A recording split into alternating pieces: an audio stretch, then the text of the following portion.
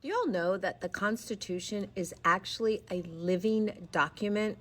Unfortunately, a lot of people use the Constitution like a rule book, and people have been fighting over this since 1791. Let's talk about it.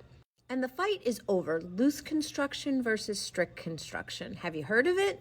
My students are learning about it right now, so I thought I would share it with all of you.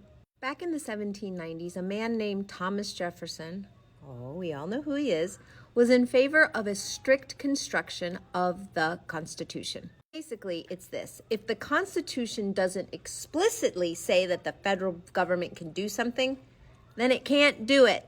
Then we had Alexander Hamilton, who was on the other end, and he wanted a loose construction of the Constitution.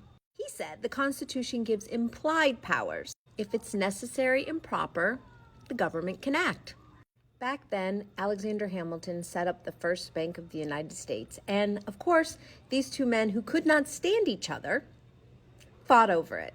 Jefferson was like, show me where in the Constitution a bank is listed. Hamilton said, okay, Article 1, Section 8, Necessary and Proper Clause. I got you.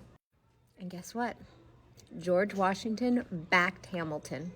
This debate shows up right now in cases about guns, abortion, executive power, student loans, federal agencies, all of it. Historically, in District of Columbia versus Heller, the court leaned heavily on historical meaning of the Second Amendment. Then we had West Virginia versus the EPA. The court limited federal agency power. And how did they do that? They used the major questions doctrine. That one there is a more restrained order of federal authority. Think back to the Affordable Care Act. That survived partly under Congress's taxing power, a much broader interpretation of federal authority. So here's a question for you guys and gals. Should judges stick strictly to the words that were written in 1787? Or should the Constitution adapt to modern realities like technology and federal programs and national crises? What are your thoughts? Put them over here in the comment section and like and follow for more. I post U.S. historical content daily, and I would love for you to follow me.